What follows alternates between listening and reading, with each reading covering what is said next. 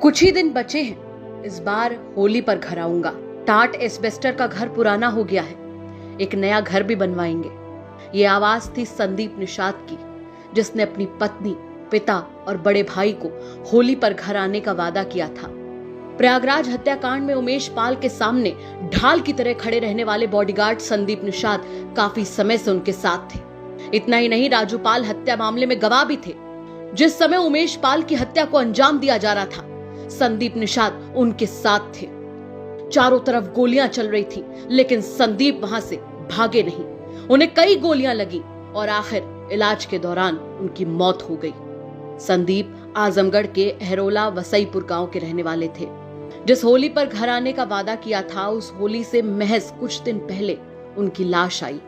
आज पूरे घर में मातम पसरा हुआ है। घर में अकेले कमाने वाला था संदीप। बड़े भाई फरीदाबाद में किसी प्राइवेट कंपनी में काम करते हैं। जितना कमाते हैं उससे अपना ही पूरा नहीं पड़ता। घर की हालत देखकर आप अंदाजा लगा सकते हैं कि परिवार की माली हालत क्या होगी। संदीप की पत्नी महज 25 साल की हैं। आगे पूरी जिंदगी पड़ी है। आज वो अपनी किस्मत को रो रही हैं और कह रही हैं कि पूरी जिंदगी कैसे कटेगी। संदीप के पिता करीब 75 साल के हैं। चेहरे की झुर्रियां बता रही हैं कि जिंदगी आज तक कैसी कटी होगी। अब आंखों का पानी मर चुका है। 75 साल की बूढ़ी हड्डियों में अब इतना दम नहीं जो जवान बेटे के शव का भार उठा सके। महिलाएं तो रो भी लेती हैं, लेकिन एक पिता रो देगा तो घर कौन संभालेगा।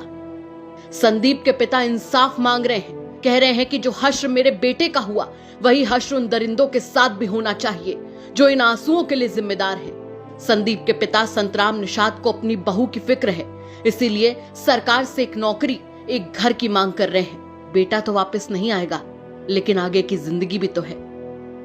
हमको नौकरी मिल जाए, मुआवजा मिल जाए, मकान मिल जाए और तभी मेरा संतुष्टि।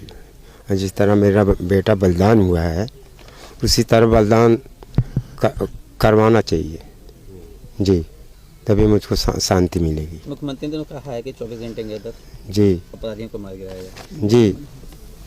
इससे आप आश्वस्त हैं? जी आज मंत्री जी आए हैं आपके। जी, तो बेटा मेरा चला गया, अब मैं किसके सहारे जीऊँगा? ये 2 बेटा रह गया, बड़ा वाला छोटा वाला।